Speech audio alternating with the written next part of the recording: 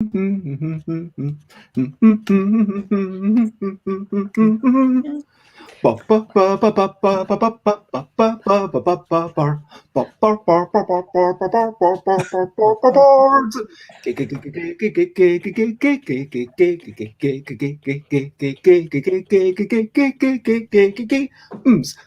games is what we're talking about.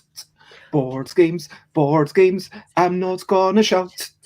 I am starting off this streaming with a little bit of singing, and over there, for the delight of you all, is the person known as Alan Paull. And we are going to talk about iteration with us three. And there's one more name I should mention down below. It is Rita, who will join us. Rita's not a nutter.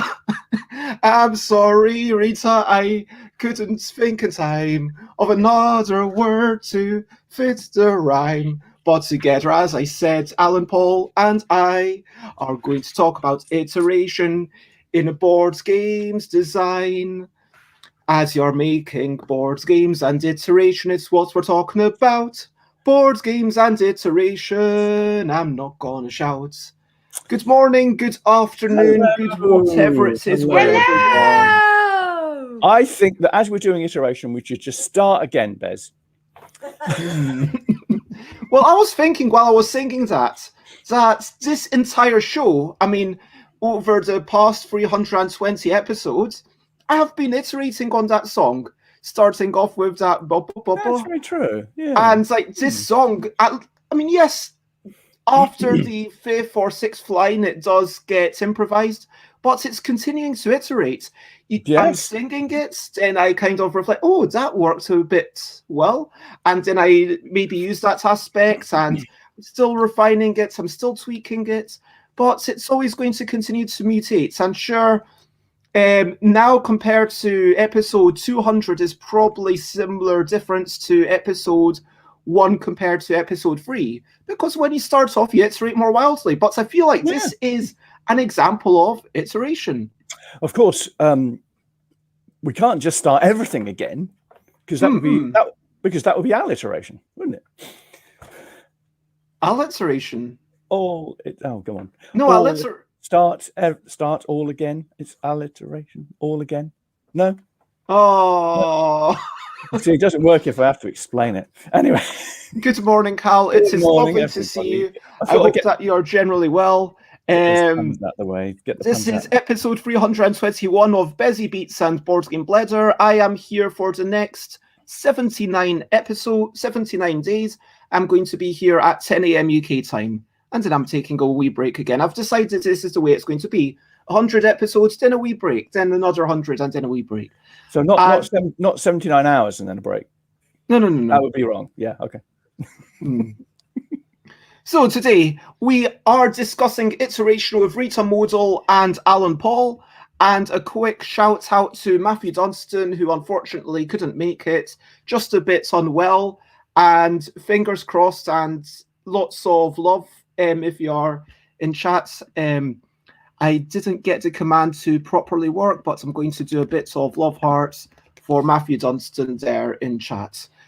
So yeah, we are going to talk about iteration. Can you give us a quick 30-second definition of what we're talking about and why you're here, Alan? I've already given a vague. Yeah, well, we're talking about iteration in game design. So how much iteration do we have to do? Why are we doing it? When do we stop? All those kinds of issues. And I'm here because I've said it before, haven't I? I'm a long-term game designer. My polite way of putting it. I've got some more alliteration in my book of the day, Medieval Mercenaries, by William Urban. It's this is quite a nice one. It's for people like into 14th century warfare. It's a very good source book if you want to do a game on medieval mercenaries in particularly 14th century Italy. It's really nice. I thoroughly recommend it. Excellent. William Urban. Yeah. Have you read much else by William Urban? No, not anything at all, actually, to be honest. But, hello, Dina. It is lovely to see you in the chat. I mean, it's a weird thing to say, to see you. It's kind of just seeing your name, do you know what I mean? But let's not get too bogged down in that. Rita, can you give us a quick definition of what you see as iteration and why you're here, what you're hoping to get out of today? Okay, I just Googled iteration. What does it mean? And I think this is very important for board games and also very important for your feeling about a game. So I think if you have too much iteration, you are not that happy of the game or not so motivated. So I think this is a very important thing to talk about. Interesting. So you say that if you've got too much iteration, you're not motivated, you're not happy. That's a really interesting thing. But can we nail down into what you mean by definition so we can get a working definition? Yeah. Just what did you see on Google? Or bearing in mind English is your second language. Google said it means Wiederholung. And I think for me, iteration is repeating testings or repeating working on the game again and again and again, and not coming to an end. Mm-mm. I think if you're doing that, if you're doing Wiederholungen, if you're doing that, but all of them are kind of fundamental. Like, oh, I don't like that. Let's change everything again, and let's just and that doesn't work. Let's try. You're probably digging a pit rather than actually iterating productively. And it depends how fundamental the changes are, doesn't it? I think. I recall a game that I had been working on for a very, very, very long number of years. We did a lot of it. I was a co-author. We did a lot of iteration, including things like scrap that board completely and have a completely different board with a completely different layout and composition. And then we thought, we don't like that either. We'll go back to the original board and try and redo that. And so, I mean, those were indicating that perhaps we were doing a little bit too deep iteration. I don't know. It feels like, yeah, there's a definite sense of you have to have a direction. You have to have something that you're aiming for. And if there's a collaboration, you have to sometimes take a step back and say, okay, what are we actually aiming for? You have to have some sorts of vision. And that's all sorts of things that we can get into a wee bit later. Let's take 5 or 10 minutes to first talk about the regular sections, which is, first of all, recent highlights, living life and seeing the sights, recent highlights, playing games and other delights, recent highlights. So what have been some of the things that you have enjoyed since we last saw you? Personally, yesterday, who was I chatting to? That's not a good sign. Oh yes, I was chatting to Brian Slattery, who's done this board game cafe in Singapore. That was a lovely chat. I had a generally restful day. I had a bit of a wander. I was reading a wee bit of TV tropes, I'm not going to lie. Yeah, still be doing my morning walks. I'm quite happy with that. Did a wee bit of stretching this morning. Played a few games of BBBB yesterday. I don't know if you two are familiar with the game for the LDEC, the winner of the 2020, the joint winner, I should say, of the 2020 design contest. Are you familiar with BBBB? So, BBBB, it's mutated quite a bit, but the key thing that I love about it is that you're bidding with cards, and then each turn, the cards that you bid with become the market for the next round.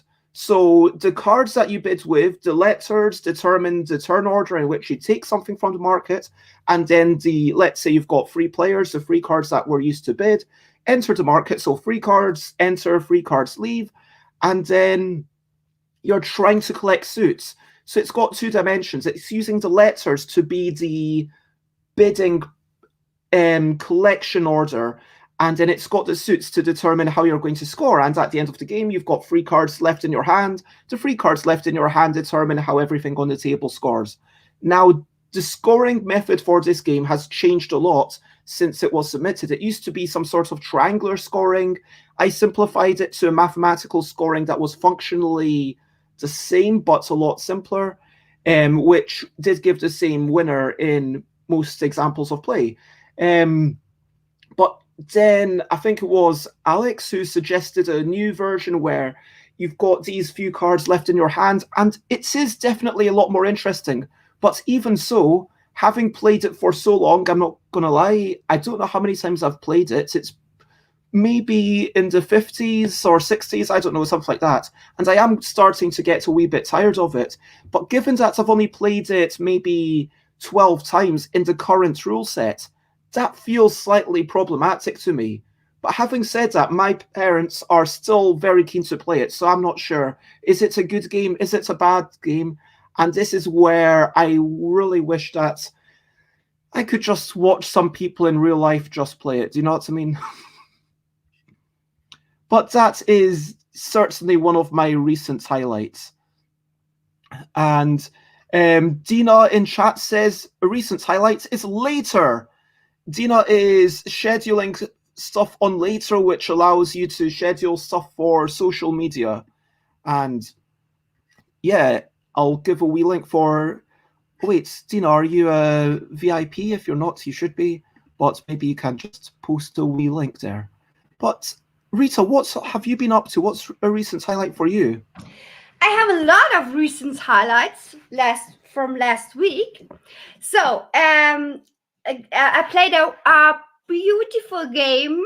It's called Canvas. Maybe you know it. It's with the where you build some pictures, some paintings, and the game, the mechanic of the game is not that new, but it's so beautiful. So maybe you could search it and show it to the people. I think I would buy it because it's so beautiful. It's one of the most beautiful games in the world, really. Wow, those are very strong words. Yes. And yes. Hello, Alex. Lovely to see you too. This game needs strong words. So can you show it? Yes, I will. Just hold on a wee bit. Okay. So, okay. What's good about it other than the beauty? It's also very thinky.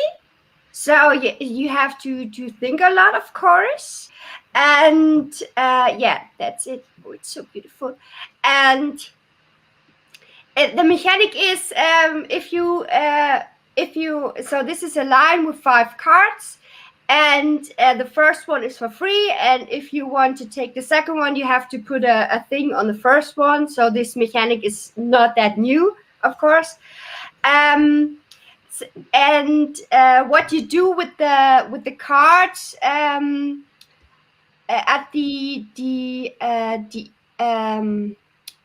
there are a few symbols on the cards, and interesting is there are folian. Alan, help me. Folian. Leaves. Leaves. Yeah, there are leaves, and you can put 3 leaves together, and it depends on what leaf you take because sometimes the symbol shows, or sometimes you overlay it. And this depends on what you get on points. So there are 4 points you can get for your paintings. And yeah, this is very simple, but it's also very thinky, and but the most thing, it's so beautiful. It's such a good feeling when you put the leaves together. I've never seen that before. I'll have to check it out. Yeah. For sure, when I'm able to play it. Yeah. Sounds really good. Sounds very good. Yeah. The second thing is in Germany, in our area, we have now the possibilities to test a lot, which makes working on prototypes a little bit more easier. So I can meet people to work on games, and we test before. So this is a big change. I think it's a big change. Yeah. And congratulations. I'm not going to lie. I am a wee bit envious of you. Yeah. Okay. We have one test per week is free. And the other tests cost €8 per test. I think that's okay. Wait, who's charging €8? No, the first one test per week is for free. So you go to the pharmacy. You go to the pharmacy and make an appointment there, and they test you. And one COVID test. Okay, I thought you meant a play test. Okay. Oh yeah, this is very funny. This is very funny because it's very irritating if I said test, so the people don't know if I want play test or COVID test. So this is actually very funny. One test is free. And you can also buy tests for €8 per test. Those are lateral flow tests. Yeah. In English. Yeah. So that's quite surprising that you're able to get tested so regularly every week. That's really good. Yeah, this is new. This is the first week. So I have at Thursday I have my first appointment. Right. Yeah. Okay. Yeah. That's really good. So I guess it gives you I guess there is a little bit of an incubation period maybe before it's actually detectable. Would that be correct? Or am I don't know, but I tested so with this ways I tested 2 to 3 times per week. That's good. That I can work. So I'm not meeting everybody, and here I am. It's just for that I can work on my games. I can work a little bit more normally than before. It's just for work. But it's a big step. Great. Yeah.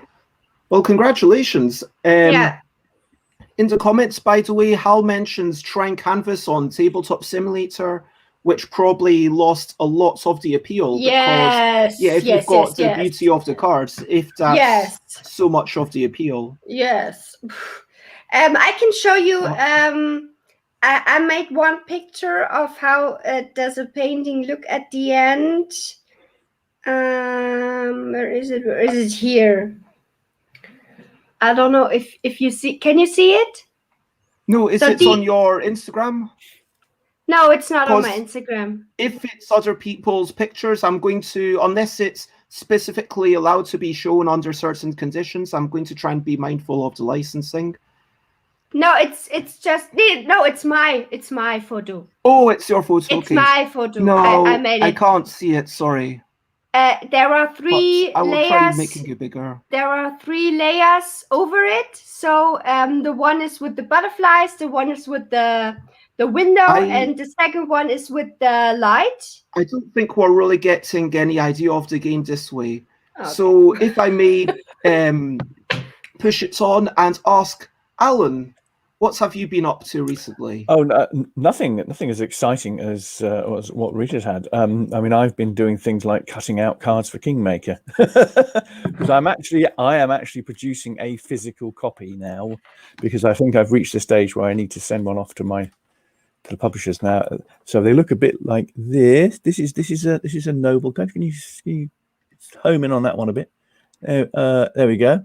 That's Mowbray. And what we've done here is the nice little ad we've had is we've put the castle locations not only with a grid ref, but also where they are on the board, so you can see where they go, which has always been a bit of a problem when you start wanting to put your nobles on.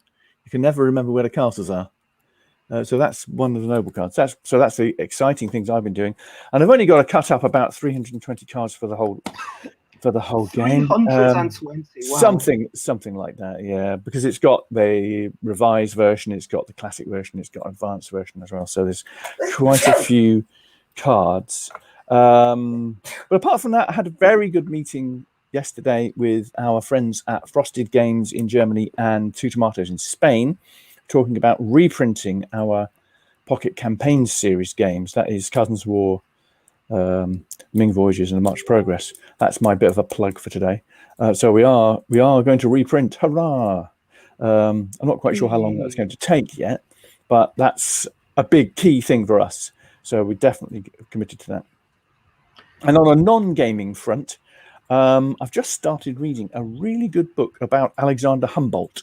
I don't know if anybody of you know Alexander Humboldt, one of the most significant 18th and early 19th century scientists. The book's called The Invention of Nature, The Adventures of Alexander von Humboldt, The Lost Hero of Science. And it's by Andrea Wolf. I mean, Humboldt was an amazing person who traveled all over the world. I mean, he went to South America. He climbed a massive volcano in South America. He went across Venezuela. He went all the way across Russia as well. And he recorded. That's the German guy.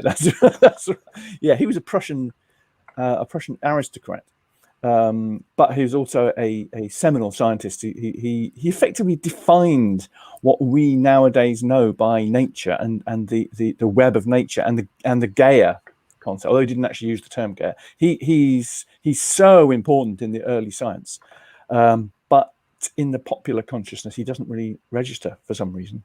Wow. So Alexander von Humboldt, really, really important scientist and generally all-round ace guy. That does sound... Dina says Alexander von Humboldt revolutionized weather monitoring. Yes. And yes. A quick hello, a proper hello to Dutch Yoda, who I just kind of gave a quick wave at. It is as always lovely to have you join us. And Nicholas Strachia. I keep forgetting if I'm pronouncing that name correctly or wrong. I hope it is Strachia. But anyway, that's some things that we've been enjoying. If you're in the comments, feel free to share something that you're enjoying.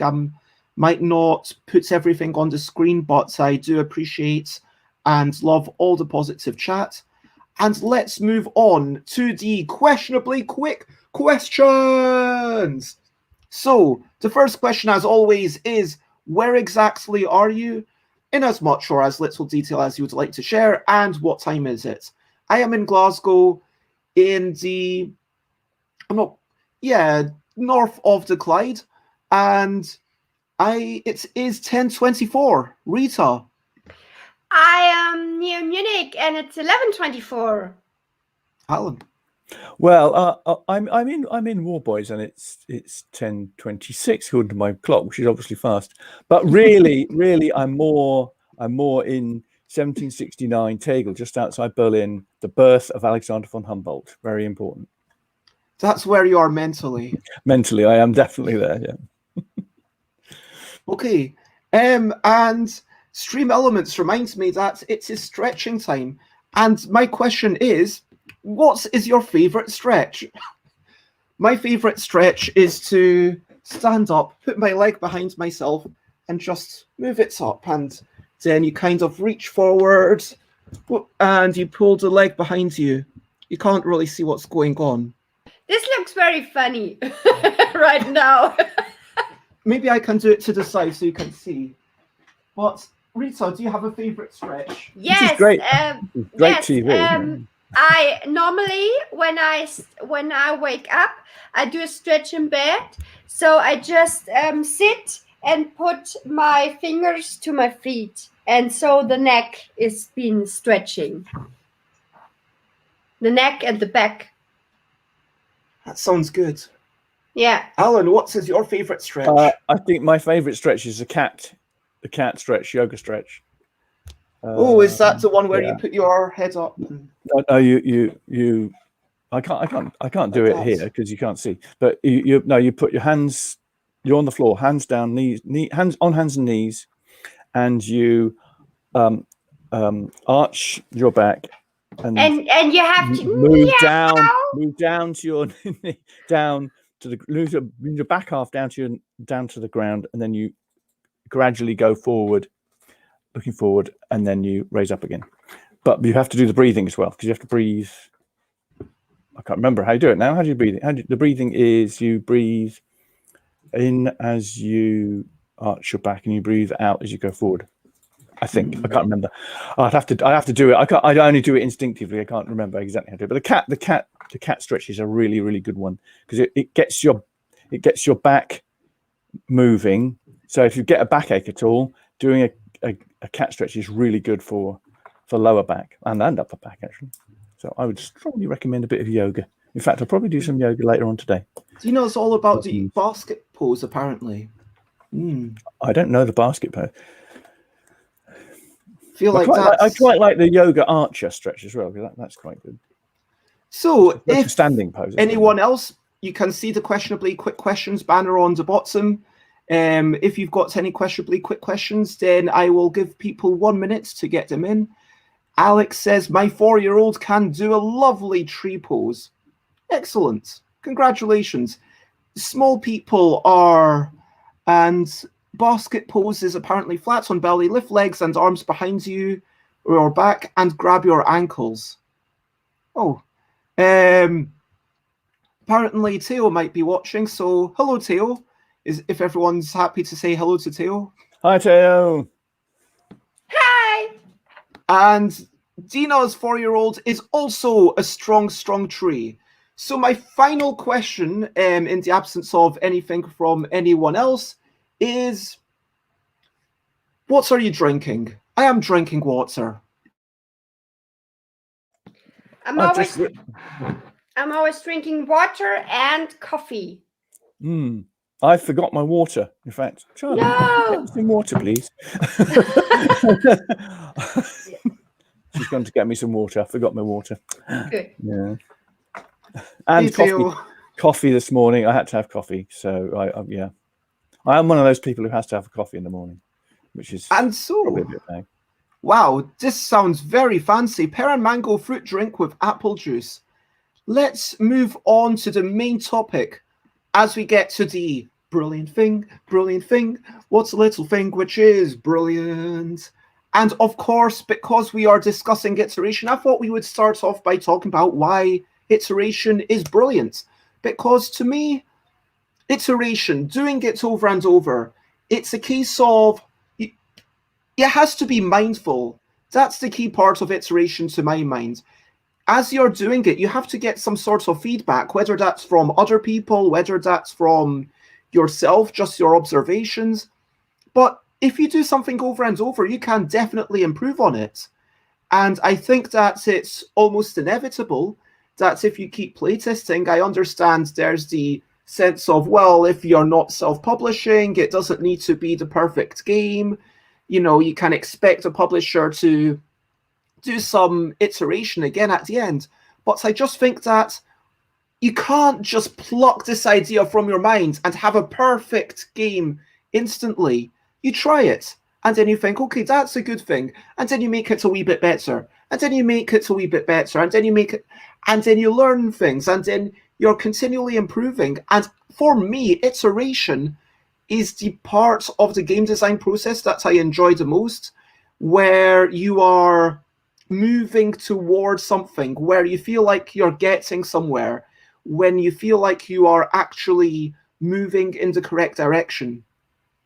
I guess that's why I think iteration is brilliant. Let's talk about why iteration is brilliant. If you have any of that Matthew Dunstan-style negativity about playtesting, let's leave it for the moment. But Rita, why is iteration brilliant? Okay, first I want to say iteration is the most thing you don't think about when you start designing games. So at some point you see that iteration might be very important. And for me, it's just my opinion, iteration is good for me at the beginning of a game when I design a game. So then I can test a lot. I'm on fire and I like it and I love it, and I repeat it and make new cards and make other ways and so on. So this is very important for me at the beginning point. Yeah. But then you lose interest, and we'll get into that a wee bit later. Yeah. Okay. Muffled sounds of playtesting reticence. I mean, iteration is the point of playtesting. There's no point in testing something if you're not going to ponder it and redo it again. Would you agree with that, Alan? Why do you think iteration's brilliant? Well, but can I just go off on a little bit of a tangent first? I just think another brilliant thing is a table. Okay. And I think that the importance of tables is underestimated. I mean, I think today we're missing mat. So we are a bit like a three-legged table, you know. We really need the fourth leg. And I'm really missing Matt on this one. We need Matt's wisdom. So tables, especially four-legged tables, are very important. But anyway, yeah, back to iteration. I think iteration is one of the most important things, and I think the iteration. The really interesting thing about iteration is that you can go back in your process as far as you want and iterate from an early part, can't you? I mean, you can get to what you think is the end, and you play it with a lot of people, and they all think, well, this isn't very great, you know. So you could go all the way back to the beginning and look at some fundamental part of the design and iterate right back from there. Or you could say, well, if I change this little bit that I did towards the end, maybe that'll do it, and then you can iterate there.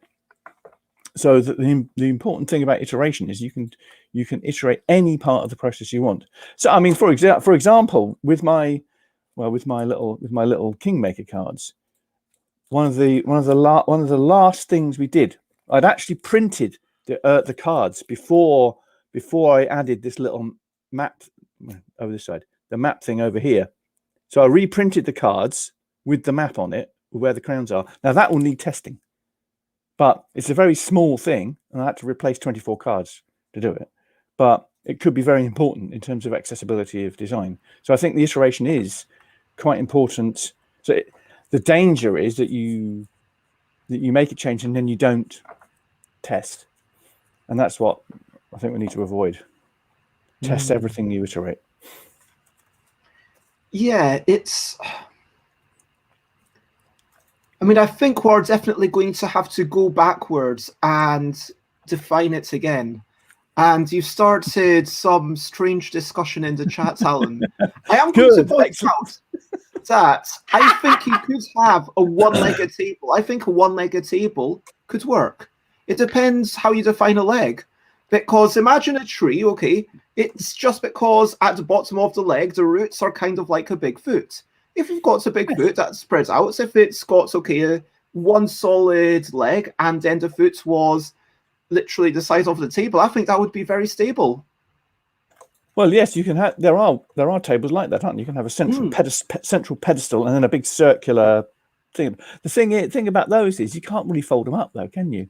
I mean, I just thinking I've got a plastic kind of exhibition table which I use as my main gaming table. But those are really... one leg just happens to have a big foot. Yes, but you can't fold it up with my four-legged table here. Most tables you can't fold up. Most tables you can't fold up, Alan. True. Don't come here comparing tables to your fancy schmancy foldable tables. Don't be assumed. That's like a straw man. Anyway, even my dining room table I can fold up. You see, mind you, that's actually technically I think that's got 8 legs actually, so that's difficult. Okay, anyway, apparently we are discussing iteration. All tables, one or the other. We are discussing iteration. Yes, okay. I'm putting my foot down. Good. Is that 1 or 4 feet?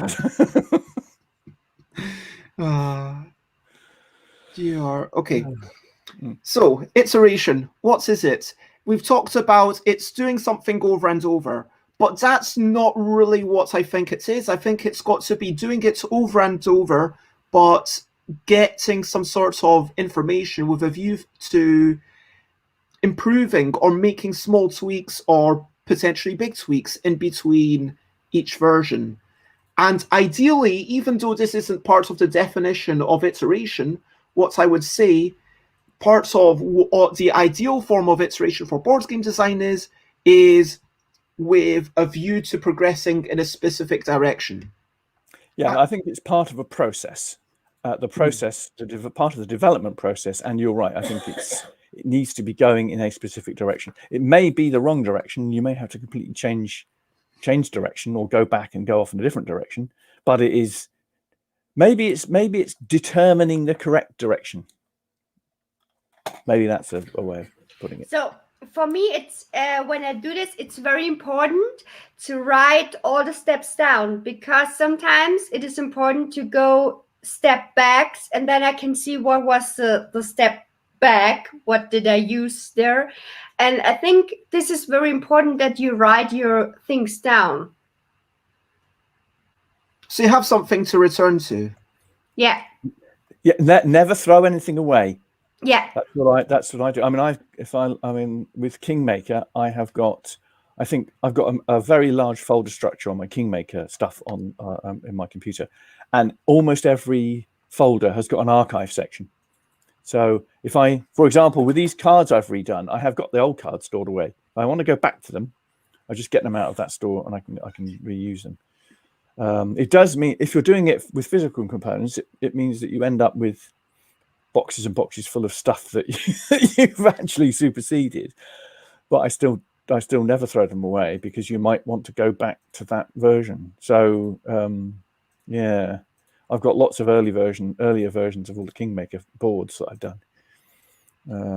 Not quite sure why I'm keeping them now, because they've been superseded a lot. But you never know. You might want to go back and look at this particular idea you had, which you didn't end up using in detail, and gather it up again.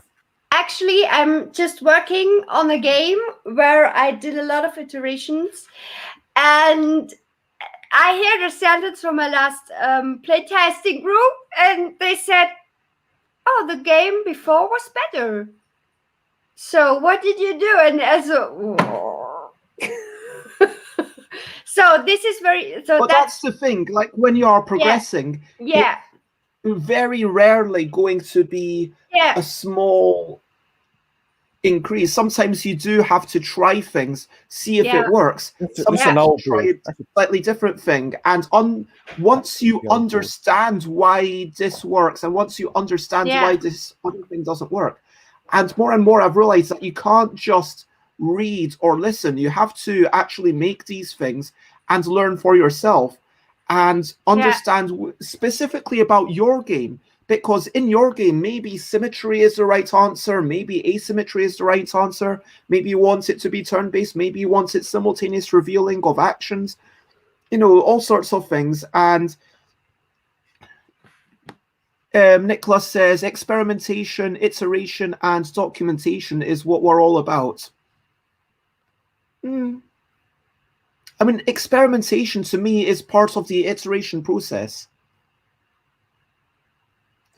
Yes, can we let's go through the questions that I shared with you two on Facebook, and we can come back to them if we want at the end and look at them a wee bit more in depth.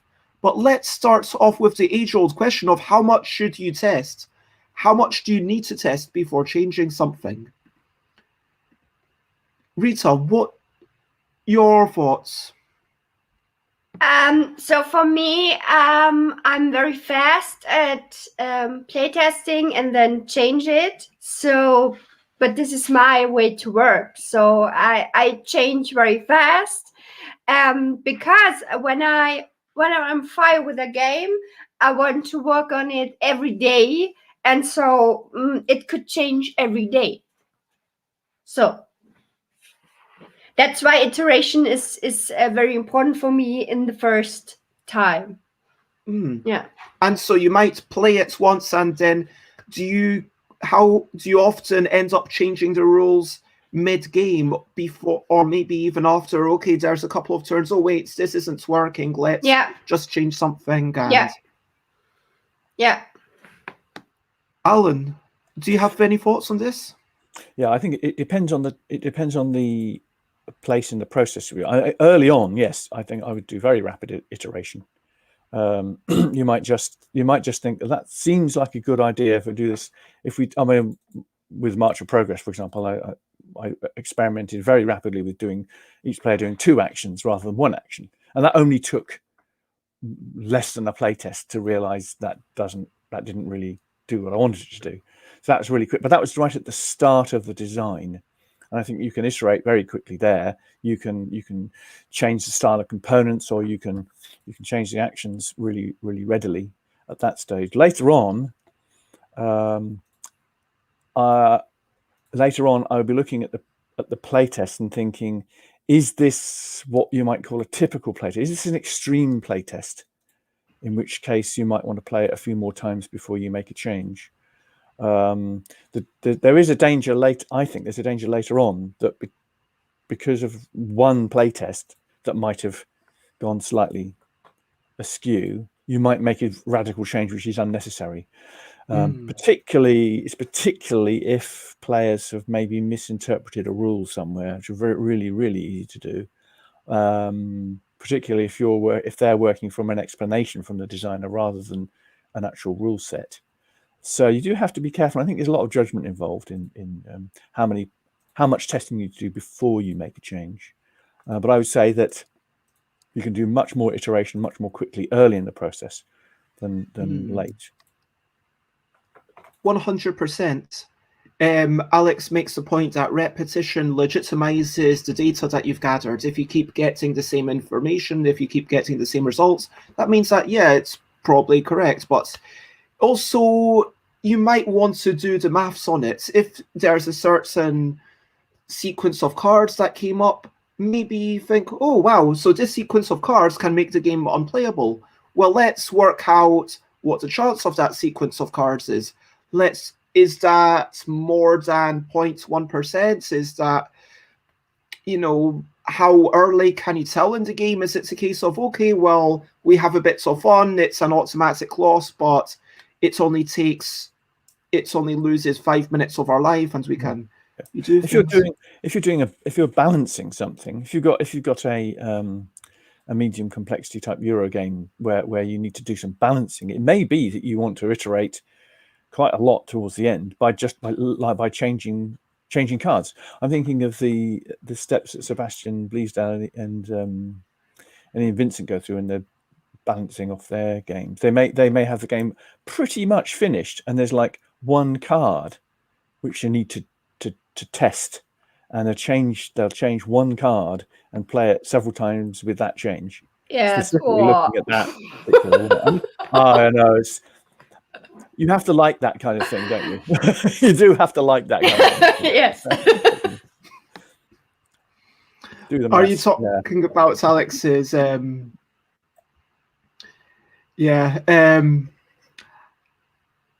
done this trick before because repetition legitimizes. And yeah, Nicholas, I'm really enjoying that. That's the kind of thing I would really need a scrolly thing of all the text to let people understand what's going on there. But Alex, I will get to your question, but I'm going to ask the first couple of questions first. So how much should you test before changing something? I agree with everything that Rita Modl and Alan Paull have already said. I don't think I've got anything more to add. I would say that in terms of playtesting, sometimes you can even just test it out in your head. And sometimes it's really healthy to be able to disagree with yourself, even like from 30 seconds ago. Sometimes I think it's healthy to allow yourself that freedom to say stupid things. When I'm discussing a game, I'll say, oh, what's about this? And then I'll talk it through, and then literally 10 or 20 seconds later, I'll be like, oh, wait a minute, that might be a terrible idea. Don't do that. But maybe, and then once you've started thinking out the ramifications of what it does and how that would actually define the player experience. Of course, sometimes you actually need to test it to see the players interacting with it, because sometimes the reality doesn't mesh with your mind.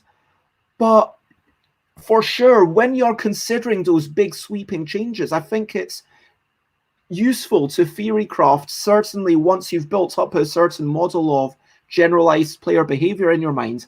Now, the second question, once you've decided to make a change, how much should you change at a time? I know some people are all about, okay, we'll make one small change and then we'll test it. We'll make one small change and then we'll test it. Again, as Alan so rightly said, it depends on your states in the process. But it seems to me that if you are determined to only make one change at a time, you are unnecessarily lengthening your process.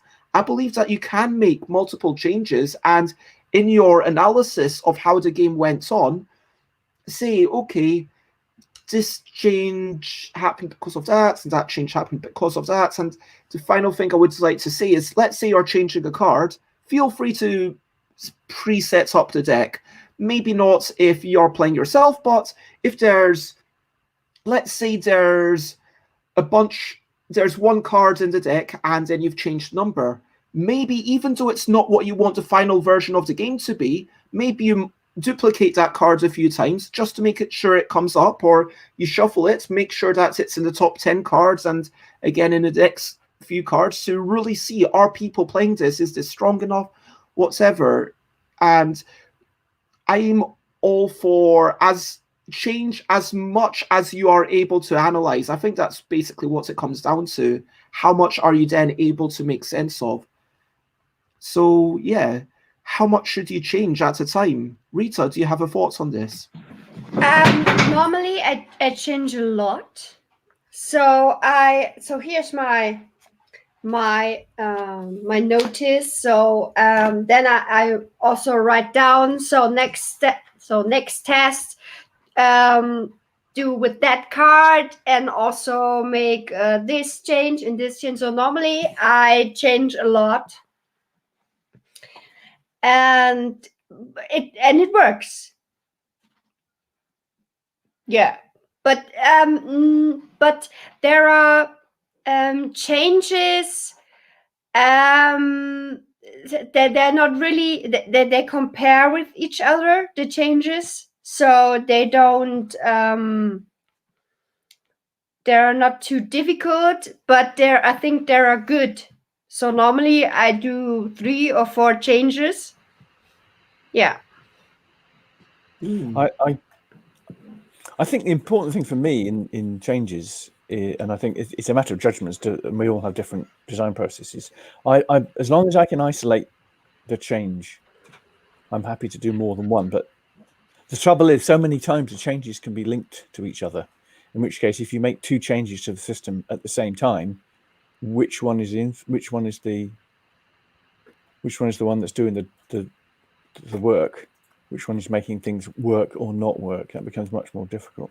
One classic one I had, somebody made a suggestion that their version of Kingmaker was much better because they made a specific change, and they were suggesting that change as being the one that I ought to implement. But then when I looked at what they were saying, they didn't just make one change. They made 2 significant changes. And I felt that it was the combination of both of those changes that was having the effect that they were seeing, not just the one isolated change that they were recommending. And I didn't want to make the other one, so I didn't do it. So it's there's definitely a matter of judgment. And I would prefer if it can be isolated in some way. So maybe I'm changing 2 or 3 cards. That's not necessarily too bad if people are using one card at a time, but I wouldn't want to wholesale change the cards and also change necessarily how they are used in detail as well, because then you don't know what's influencing what. You need to have that comprehension of the system that you're developing in order to be able to identify what the significance of a particular change is. I might have misunderstood what you said just there, Alan, but you're talking about not wanting to change the way that the cards are used and also changing the cards themselves at the same time. But to me, can you correct me if I misinterpreted what you said? That's the kind of, I think you'd have to go into a specific example. Because what I'm thinking is that, let's say, if I'm changing the structure around the cards, I need to make sure that the details match the broad structure. If I'm making a big sweeping change about the structure, in that case, I think it's vital that I change the cards to make sense of that. Yes, changing the cards to make sense of a specific structural change is obviously important.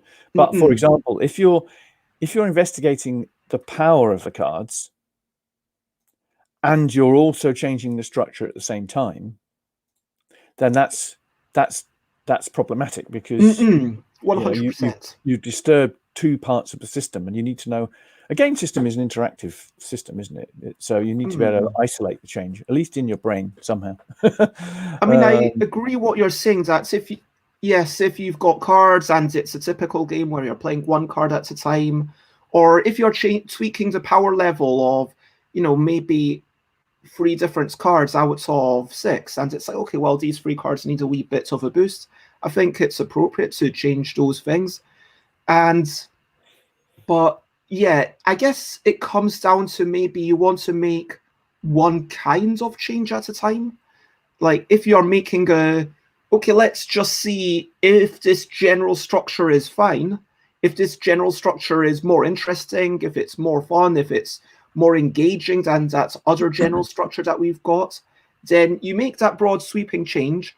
You change the numbers and everything to make sense of that, because I can't think of a specific example, but I have a specific example which we're doing at the moment, and I'm working on this Pocket Campaigns War of the Three Sanchos game, which is a bit like Ming Voyages and Cousins War.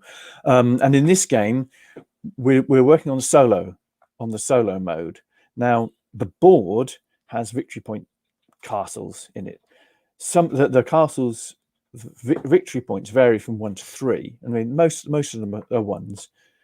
And we were looking at a couple of the neutral air regions. Should those castles have 3 points or 2 points, which is quite important for play balance, because you want people to fight over them, and you've got to get the play balance right for solo, and for the 2 or 3 player, but mainly we're looking at solo. Now, in addition to that, we want to differentiate the 3 player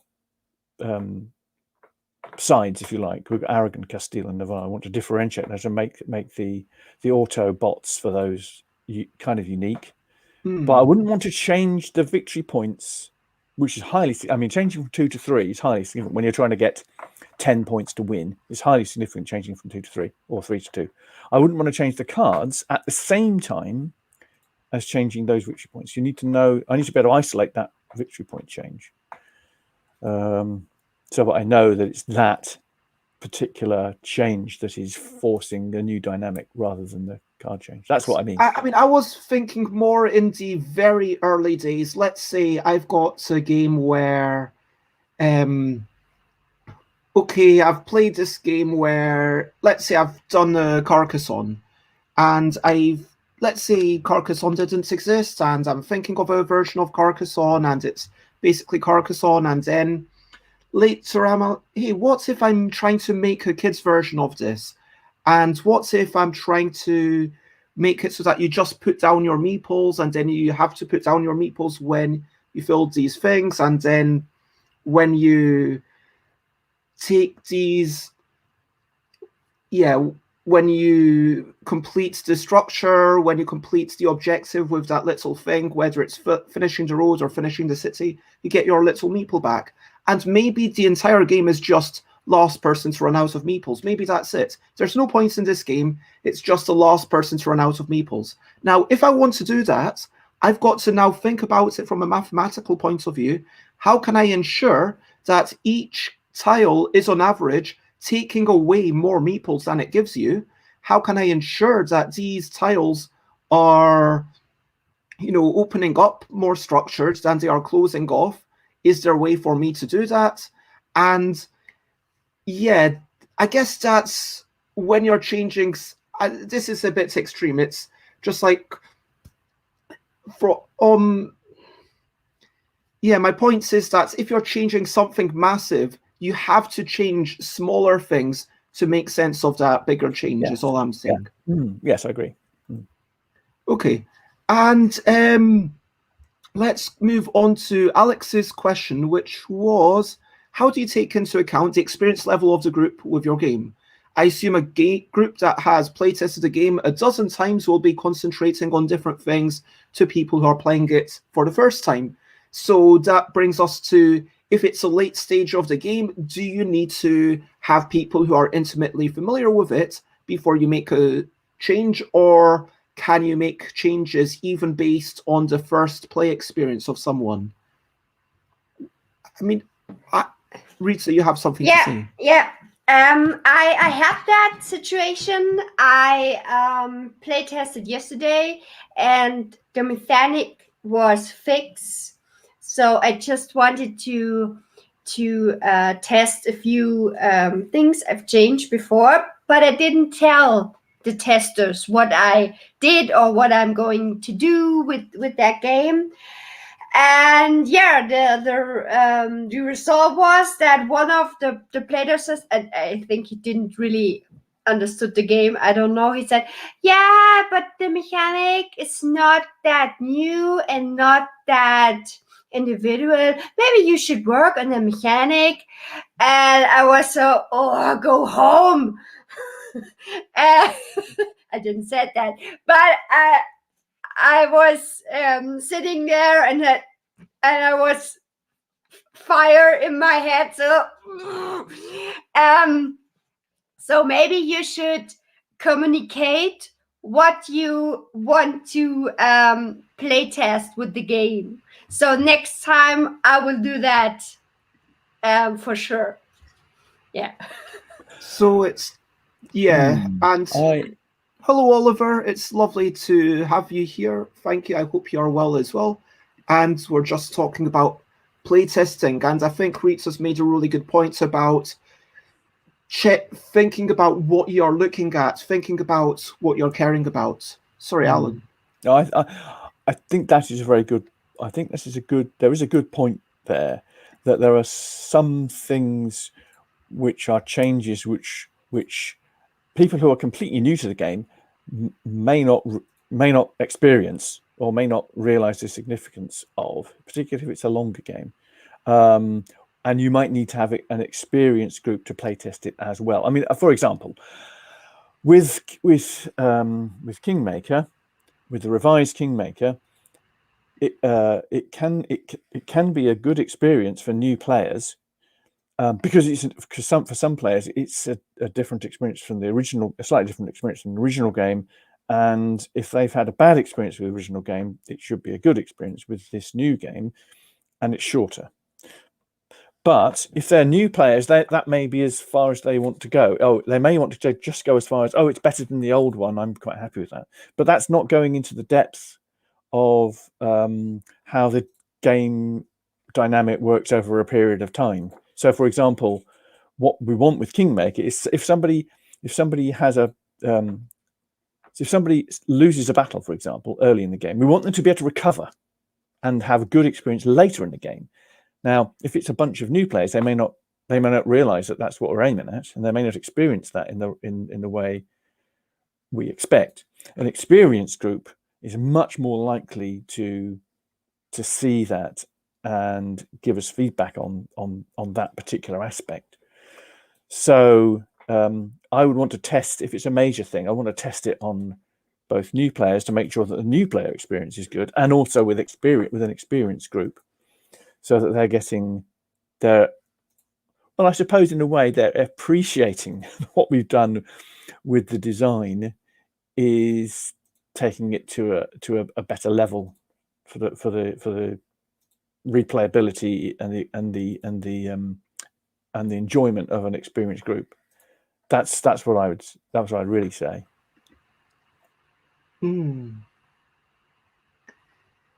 Yeah, I think that it's all lots of good points that have been made. And I don't feel like I really have anything to add to this. So thank you for being quite thorough. And yeah, sorry, I got I want to ask, it is ultimately about thinking what's going on, thinking what you're just striving for, but also thinking about, do you need people who have experience? Because if it's Kitty Cataclysm, let's say with Kitty Cataclysm, I got to a point where I was thinking, okay, should this card be worth 1? Should it be worth 2? Should this other card be worth 0 or 1? And that kind of fine tuning. Okay, should there be 3 copies of this card or 2 copies of this card? I can't just.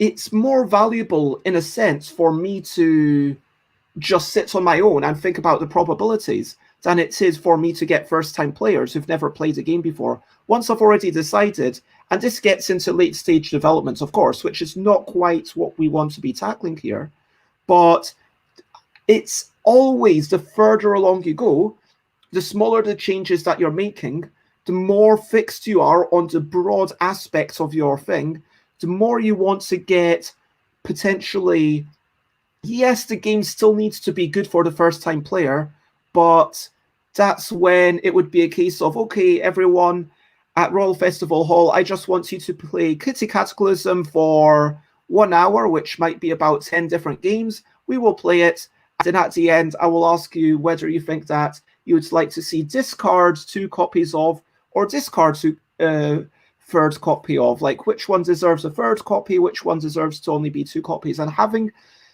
that vague, okay, which one brought you more joy, which one, knowing from experience, because you are people who've already played it 20 plus times, and so now play it another 10 times with the current scores and give me some feedback. But let's get on to ask, keeping that focus and finding that direction initially, how do you pick that direction? How do you know if you're progressing in the right direction? We talked about inspiration, but it's not just about getting that inspiration and then boom, you're done, is it? Because that desire of what you're trying to make might change as you go through the game design process. Rita? So the question, maybe what you ask yourself is, how good should your game should be? So, because it is when you play test it, and you have to compare with a lot of games which are already exist, and if you play test it a lot, and it's especially at the end of playtesting, when you playtest it, and there are a lot of people say, yeah, it's okay, or a few people said, yeah, it's okay, but I like other games more, and the others said, oh, it's great. So how you have to feel what when a game is finished, and when you want to show it to publishers, and not giving a few people too much power to that you work on it again, because this could be very frustrating. And when you say, okay, my game is already finished, to show it to the publisher, and it's a good game, so then just show it to publishers, and we will see what they say. And sometimes it is good to say, okay, this game is for now, it's finished, and I will show it to a few publishers, and just take the feedback from them, because this is another input, and maybe the game is good, and everybody said, oh, I don't know, but the game is good, and you find a publisher. Or maybe a publisher said, yes, it's okay, but it's too expensive, or some other informations which you didn't think about. And so I think this is very, this could be a good way also to work on a game. So you don't have to show it to everybody. Maybe you show it to 1 or 2 publishers and just having some feedback from them. That's a really good point of turning that pitching process into parts of your iteration cycle. Yeah. But just as you have to couch the reactions of your playtesters in, okay, is this person hating my game because my game is a dexterity game and they don't like dexterity games? Yeah. Or is it because it's just a bad game? Yeah. And you need to be honest with yourself. Yeah. And but by the same token, with the publisher, is it because it doesn't fit their markets? Is it because it doesn't fit their lineup? Is it because you're pitching to Surprise Terror Games and Surprise Terror Games isn't going to do like a big minis game? And I mean, that doesn't mean that a minis game is a bad game. Like, it's just that if you're trying to pitch it to Alan Paull, you're probably barking up the wrong tree, figuratively speaking. We've only done one minis game. It doesn't actually have minis of our own. It's a miniature war game. No. I just mean you. Of course, you have to show it to a publisher for maybe which is possible to publish it. Yeah. Yeah. I think it boils down to hard-nosed assessment of your own hard-nosed assessment, and it has to be. I think, as you said, Bez, it has to be an honest assessment. The trouble is, if you're too attached to what you think is a good idea, but other people don't think it's a good idea, you have to be prepared to change direction or let it go. I think we've all agreed, haven't we, that it's the reaction of playtesters, publishers. I mean, we also use other game designers because we have our, we used to, back in the day, have our regular gathering of UK game designers, and we would play each other's games, and there you can get a really good reaction. You'll get a very good critical reaction to a particular design, and that can lead to quite extensive change. Things you thought were good turn out not to be good, or things you thought were promising can be promising, and you should push on. You'll get that kind of advice. So playtesters, publishers, and other game designers, but you have to be hard-nosed in assessment of that. As a concrete example, I redesigned my old game City of Sorcerers and kind of brought it up to date, if you like, and it was terrible. And to be fair, the other game designers in our group, the people who played the whole game, which was not a brilliant experience, but they played the whole game, and at the end we collectively tore it to shreds because it was terrible. When I designed it, it felt like it was going to be a good progression of the original game, but that was my feeling. It wasn't shared by other people, and that's a very important lesson to learn. Things that you think might be good might actually not be good because of other people's experience and feelings. And that's quite important to take on. The most important thing about game design is that you're building experiences for other people. So you need to have empathy of how those experiences are generated and what facilitates those experiences. But yeah, unless we have any other tips for how to take into that account, a quick, Oliver mentions, maybe playtesting with other game designers is more of a critique. And I would agree that with other designers, sometimes other designers are skilled at, I can ask David Brain to playtest Yogi. I have asked David Brain to playtest Yogi. David Brain was very helpful in playtesting Yogi Guru. It was very incredibly helpful. I'm going to say that there was a lot less playtesting done with that game than you might imagine, considering, you know, it was a sequel to a game that's already sold, you know, quite a bit. It was, and yeah, I would say there was maybe 2 sections that we actually playtested it at, and we had a couple of games and then lots of discussion about, okay, let's analyze how this card might make hypothetical people react, and how this card, okay, how would interaction between other people, is that crossing a boundary? And we had a really in-depth discussion about, you know, players touching other players and whether that's appropriate or inappropriate.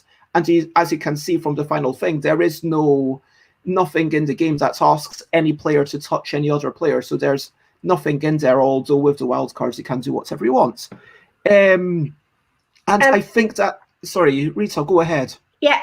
So what the tabletop game blog said, this is a very very good point, because in the first steps of a game, I always like playtesting it with other designers, because they're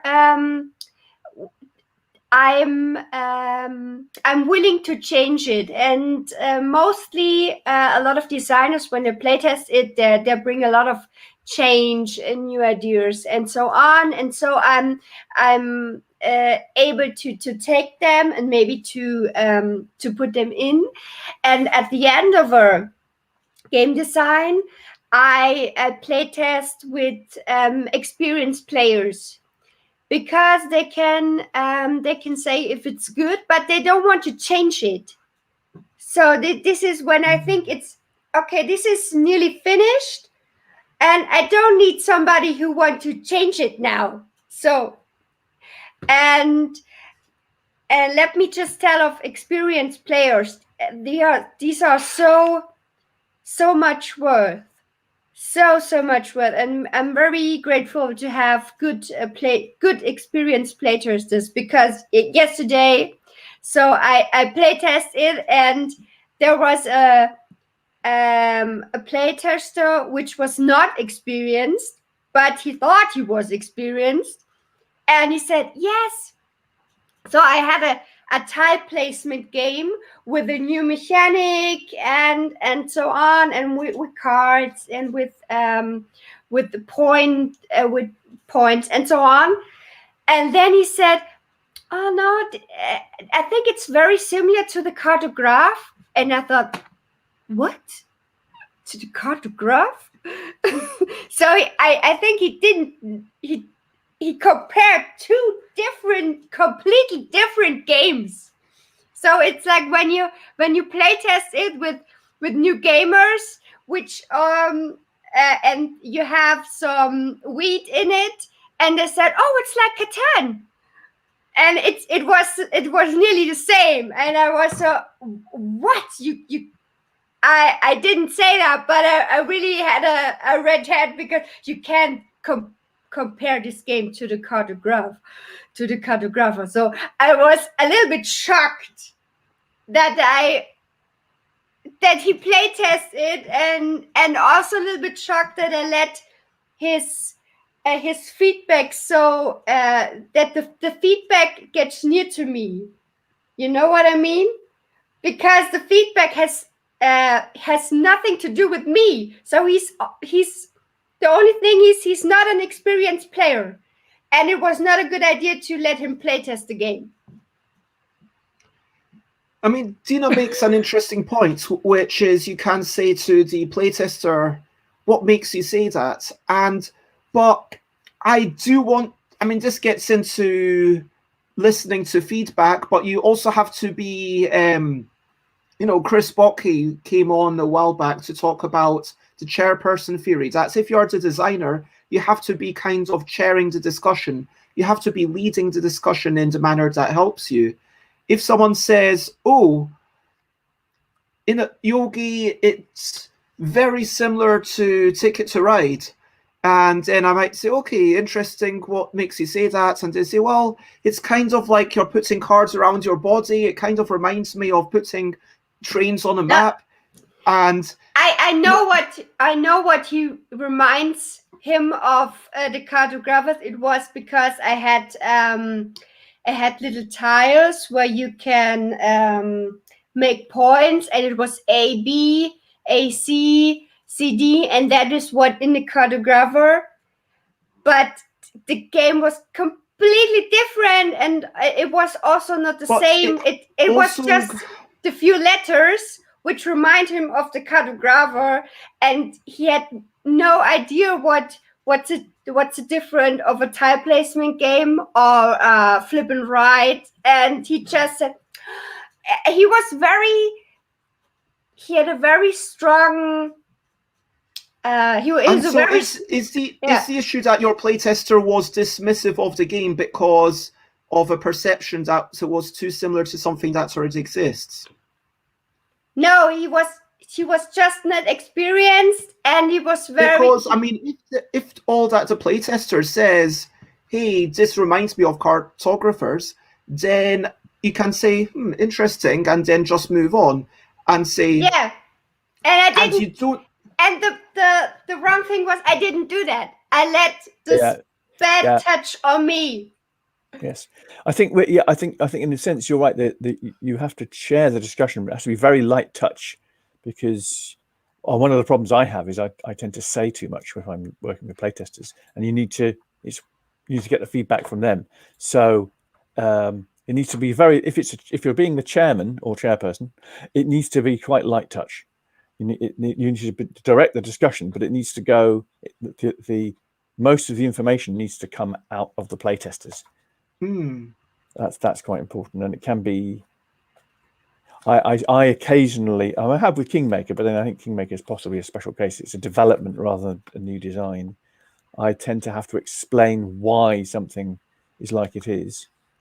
I think the key thing here is that people want to be helpful. They want to say what comes into their heads.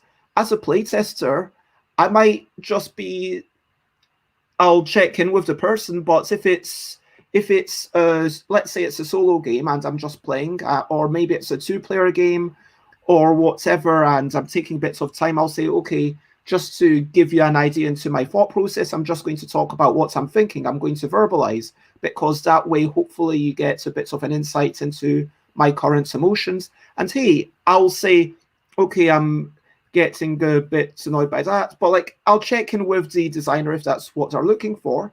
But just because I say something doesn't mean that you have to be emotionally affected by it as a designer. You have to take that distance. You have to be willing to say, yes, I have to let it go.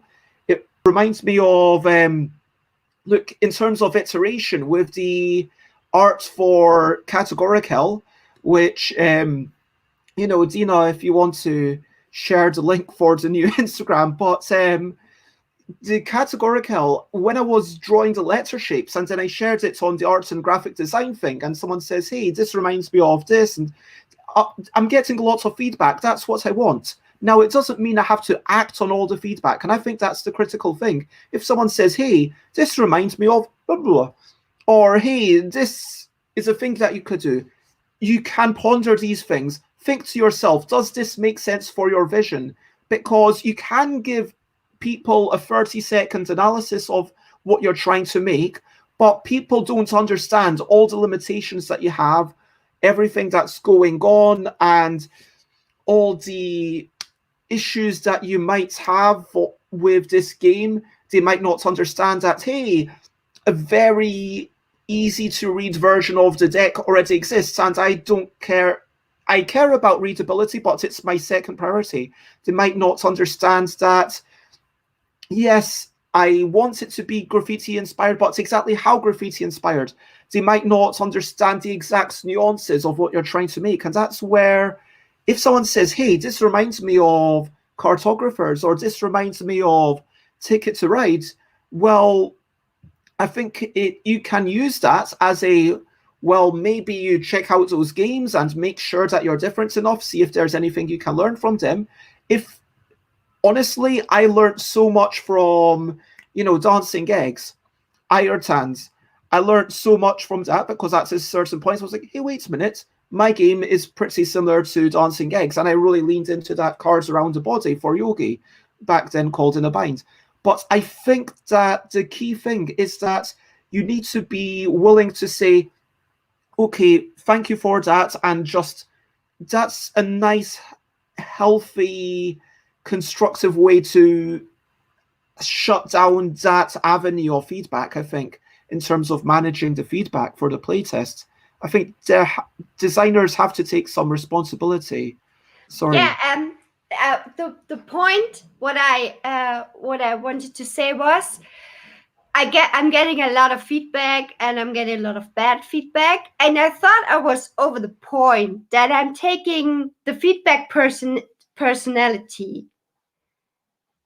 But yesterday I didn't, and I don't know why. So this was a very very good experience for me. So always go back to your steps and be yourself, and say, okay, is this feedback something to do with me or with the game, or I don't know. This was so interesting because I get so many feedback, and yesterday I took this feedback personality, and I don't know why, because I didn't that a long time before. Yeah, so it's a good learning experience, Rita. Yeah. Yeah. It's always good to have those, as long as you can reflect and learn. Yeah, I know. Yeah. Exactly. And a lot of wise words from Oliver, from the perspective of a serial playtester, let's say, who unfortunately has to go, so lots of love. But yeah, talking about couching that in what are you looking for? Yes, sometimes it's early and it's just, okay, I want to see how you feel. I'm still looking for the vague experiential thing. Sometimes it is a little bit later on and you want to say, okay, I'm looking for how this particular... I have to be honest, sometimes, unless it's at the point that I would personally call development, I very rarely talk about what I'm looking for. Unless I'm doing something very specific, which might be blind testing, and I'm like, okay, I just want to see if these rules can be interpreted by you. I'm not going to change the rules. I just want to change the rule book itself. I'll be very clear about that, because setting expectations. But earlier on, I think that, yeah, I don't know, this is a whole regression in some ways. We're going back into talking about playtesting. And for those who are watching, please check out... it's very unlike us to go off at a tangent, really. That Instagram thing, and Dina says, please like and comment on the post on Categorical Instagram. But yeah, let's go back to the main topic, and yeah, talking about that correct direction. I think we were already talking about that, Alan, and that's where Rita came in with, you know, someone comparing your game. Make sure that whatever you're doing, if someone says, hey, this is a comparison, I think the key thing is have that confidence in your own vision. Have that, whether you're writing down, this is what I want to make. Maybe, I mean, we never did it. Rita, you, me, and Tiz, like, we never actually said, this is exactly what we're making. Maybe we should have. Maybe we should have said, okay, let's write down exactly what we're making so that we can refer to it and we can be, okay, these are our aims, these are our aspirations for this game. It doesn't need to be a public thing. But do you think there's some value in having that sort of design document, or that sort of, do you know what I mean? Can I chip in? Yeah, I think there is. I think there is value in having a very clear idea yourself, whether it's written or not, of what your objective is in terms of the design. So having some kind of design brief, either written or at least very clear in your own mind. And if you're co-authoring, I think writing it down is quite important.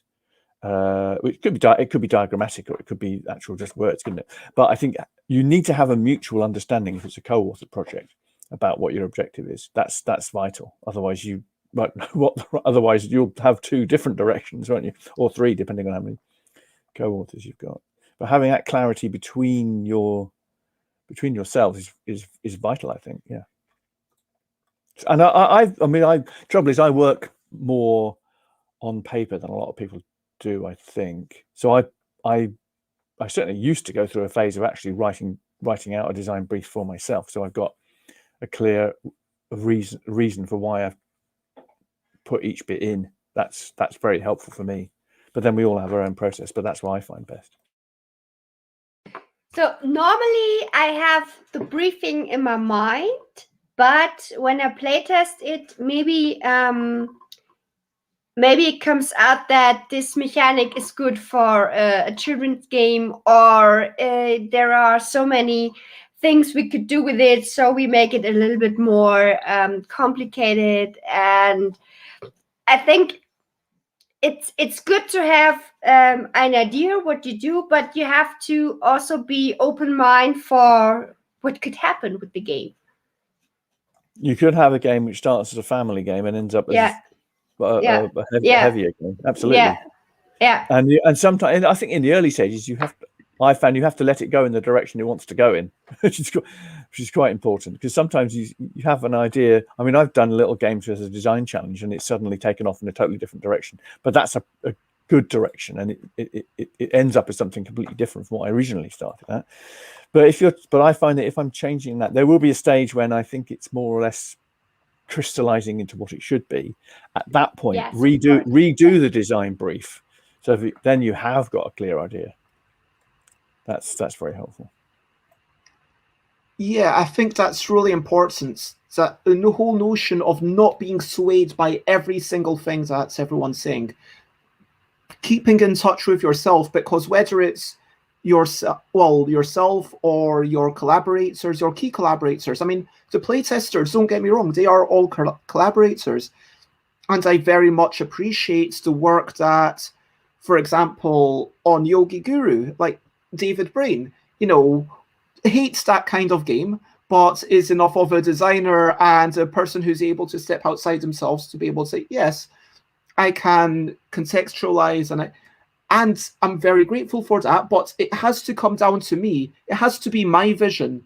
At the end of the day, there's a reason why, certain people's names are on the box and certain people aren't, and I'm not sure that's always for the best. I'm not dismissing like the whole Prospero Hall approach, which is also totally legitimate, but I think there has to be some singular vision, and where that vision can change, but that vision needs to be a cohesive, singular thing.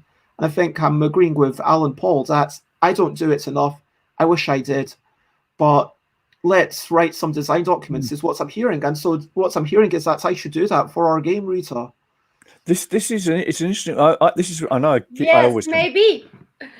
I keep coming back to Kingmaker, but it is an interesting example because I see myself as a developer, not the designer.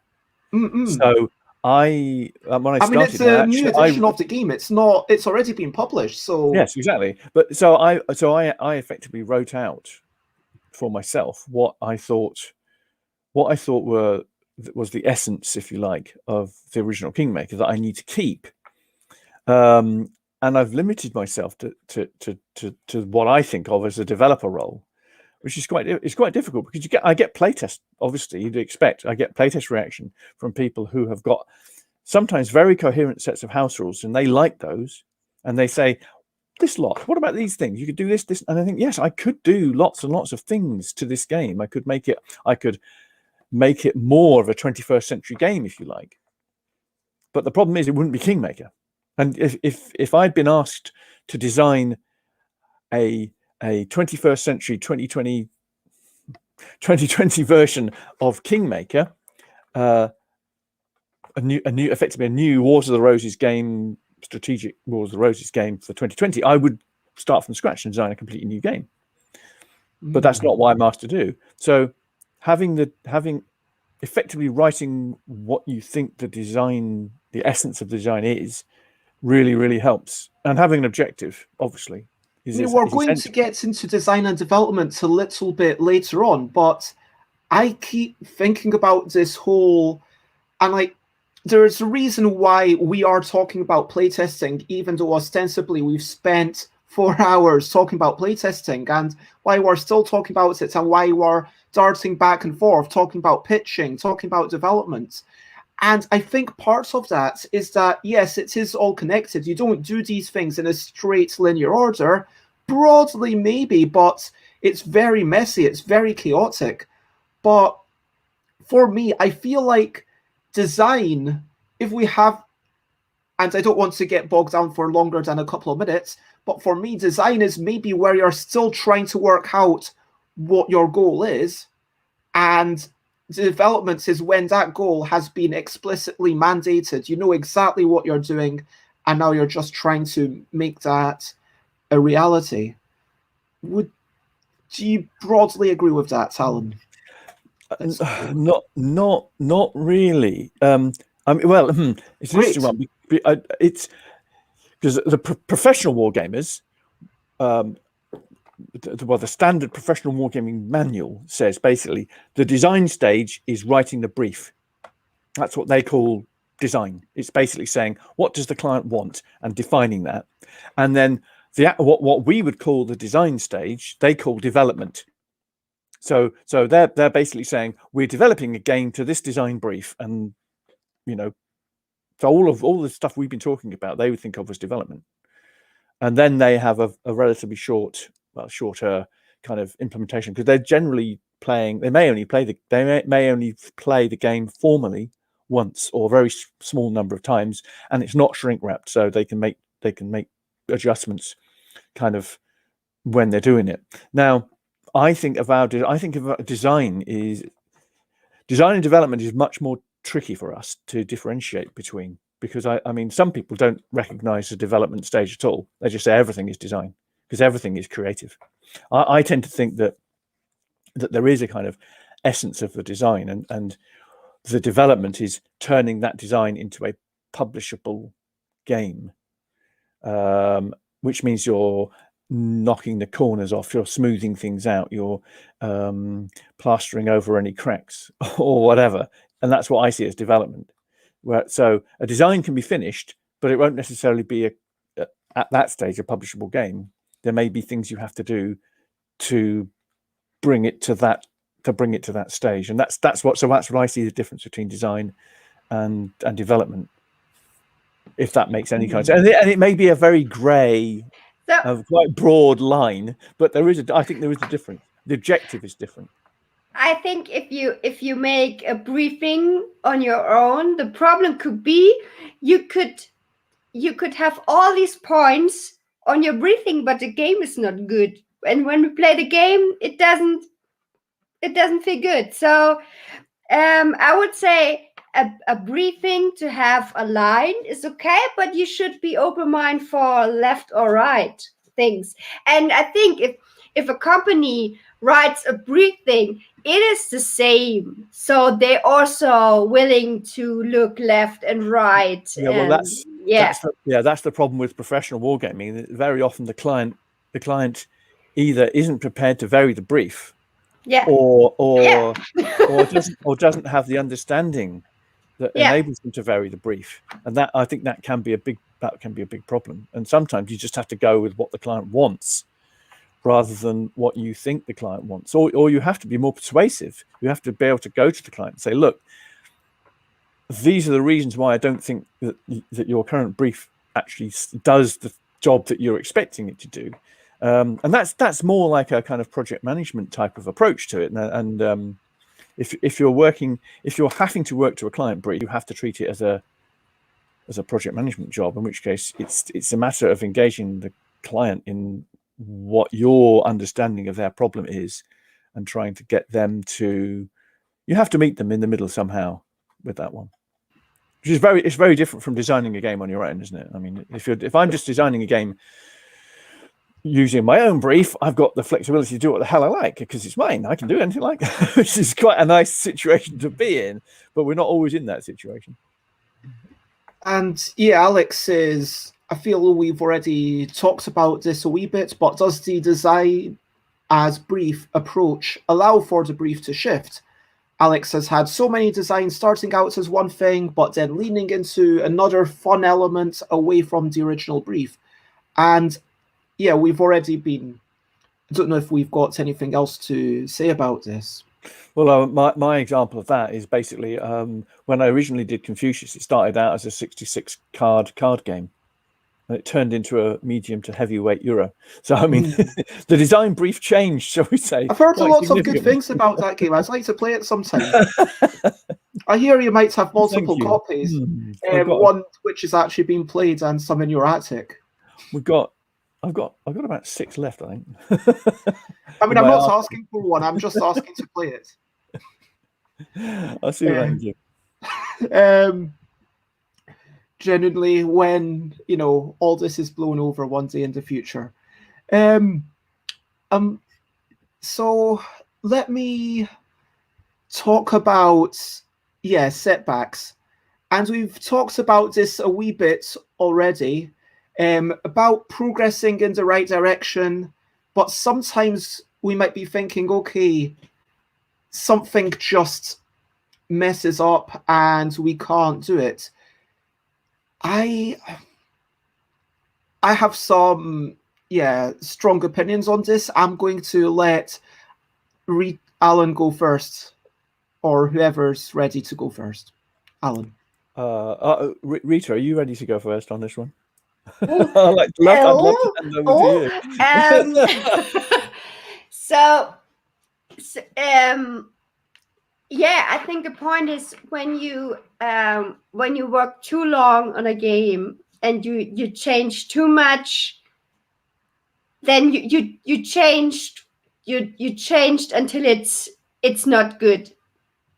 So this is the problem with working too long on it. So what I'm doing there mostly is when I see it, okay, this is getting nowhere and I don't know what to do now, and just put it away for 1 month or something like that, and then look at it in 1 month again and see it in a completely different way. And sometimes then I go a few step backs, trying to do these things, because it could be the game is good, but the playtesting group isn't, I don't know, it's very late in the evening and they can't concentrate, and I don't know, and there was something, and the playtesters say, oh no, it's not good, but the game is good, and then you change it in a bad way. So yeah, that's why I always write my steps down and then go back to a few steps before. Like Alan said, being willing to revert. I think it comes back to that hard-nosed assessment point that I made earlier. It also comes down to whether you think there's still mileage in what you're doing. I mean, I've had a long experience with a game which was called Dolphin Adventures, which was around for years and years and years, and we thought it was finished for several different iterations. We thought it was finished, and the publisher kept saying, "Yeah, it's okay, but we still want it. We still want something else." And they weren't able to really describe how they wanted us to change it. This was a regular occurrence. So we were seeing the publisher every 6 months or so, and we weren't really, we thought we were making progress every time. And we thought every time we did a new version that we had a better version, but we still weren't hitting the spot that they wanted, and they weren't really able to explain to us very well where that point was. And I had a number of other friends of mine, other designers, who were saying, look, why don't you just drop it? Because it's not going anywhere. But we wanted to keep going because we thought there was still some mileage in it. And I suspect that we weren't being hard-nosed enough about it. We explored the design space very, very considerably over the years. So we know that design space extraordinarily well. and there just may not be a sweet spot in there for it. It may be that was a collection of good ideas, but the way we'd put them together and the multiple ways in which we tried to put them together just wasn't going to make it, no matter how much iteration we did. But the trouble is, of course, by that stage, you've invested so much in it. It's a classic project management problem in a way. Sometimes the project just doesn't go, it just doesn't work. And you kind of think, well, I ought to draw a line under it. But that's incredibly difficult because you invested so much in it. Especially if you've got 2 or 3 people doing it, and we have slightly different views about whether we should be taking it forward. And that's really, really hard. And it's very difficult. That's the kind of setback I find the most difficult to handle, because it's interpersonal relationships. It's are we actually right to think that it's not going anywhere? Or will it suddenly work properly? All that kind of thing. It's very, very difficult to manage your way through, I think. I mean, in a way, what we can do is, I think what Rita said, is put it on the shelf for a month or 3 months or whatever it is, and come back to it and see if you have a better idea. And we've tried that as well. So just they're writing in a chat, they want to play test my game, and yes, of course. Yeah, and you can contact me through Instagram, Rita Modl or Rita on Fire, and then we can connect.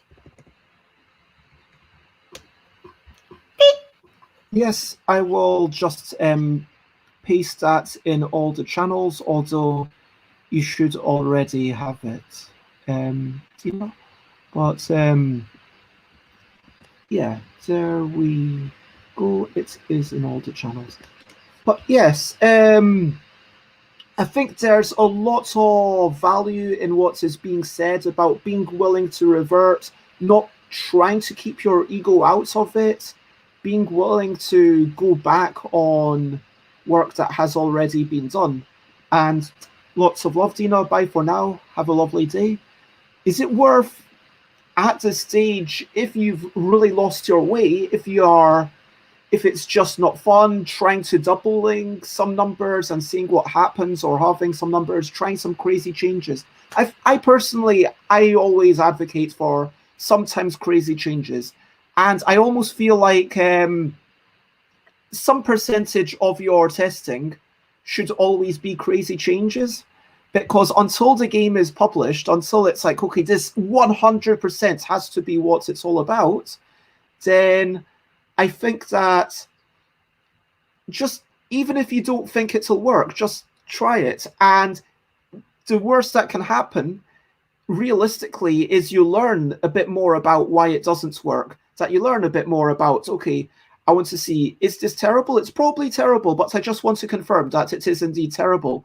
And that's a valuable thing to learn, just to confirm your own assumptions, because you might be 95% or even 99.9% sure that it's terrible, but A, there's always a chance that it's not. B, knowing exactly why and in what ways it's terrible, and maybe it gives you an insight into something that can be done for another thing. And yeah, Twitch, yeah, I think that was the end of that. So honestly, when I come to how do I handle setbacks, I'm not saying like just give up, but I do think that sometimes you do have to give up. Sometimes, at least for now, you have to put it on a shelf. Maybe, Rita, maybe our game, it'll be a case that, our vision is terrible, and our vision is incompatible. I don't know. Maybe we'll be like, okay, it doesn't quite work, and maybe it's like, okay, I have to step out, or one of us has to step, whatever. But maybe you'll get 2 games out of it, though. 2 different games. 2 different games, you see. But maybe, and nothing is ever wasted. That's the key thing. I think even if you abandon a particular project, A, you can come back to it, like Rita's saying, come back to it in a month or whatever. B, no, there can only be one. That's completely untrue. I mean, look at how many games Rainer Knizia got out of auctions, or Uwe got out of Polyonymous. Yeah, look at my channel. There are a lot of boxes which wanted to look at it in 1 month, and there are for 2 years now there. But you can come back to things, you can take lessons that you've learned from other things, or maybe that game itself is never really continued, but lessons from that game are continued. And there's a really good example of you never give up, or at least a game is never finished, which is almost the same. And that is there's a war game called No Retreat: The Russian Front, which is obviously it's a World War II hex and counter war game, and it was published in 2011 by Carl Paradis. It's a really, really, really good game. It's very, very well received. What happened with that game was it was very well received. Lots of people played it. There was huge amounts of comments on BGG and elsewhere, and lots of suggestions about how to improve the game. So huge amounts of iteration through players just playing it.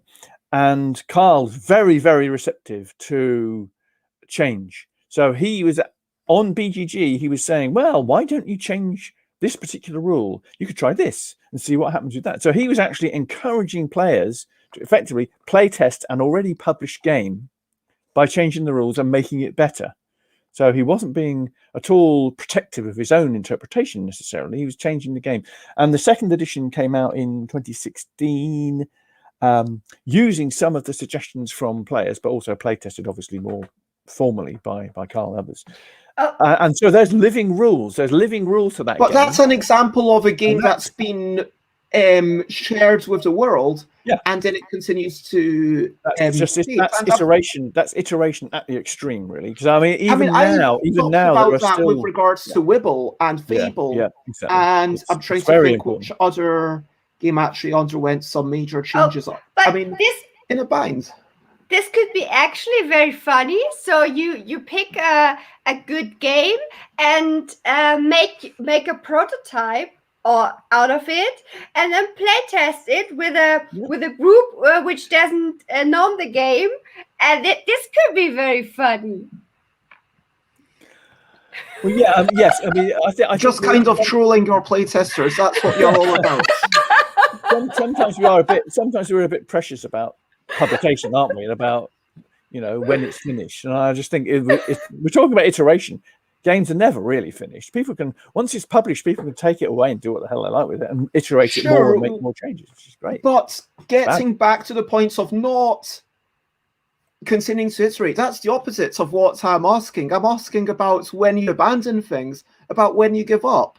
And so, Rita, can you bring us back on track? Can you talk about, I know you've clearly got a gut reaction again. How many games do you give up? How many games? Think, when do you abandon a thing, and at what point do you feel like you want to abandon things? Okay, so really give up, I think it was maybe 15, I don't know, and games which I said I will work on it later in 5 years, I don't know, maybe 20, I don't know, a lot, yeah.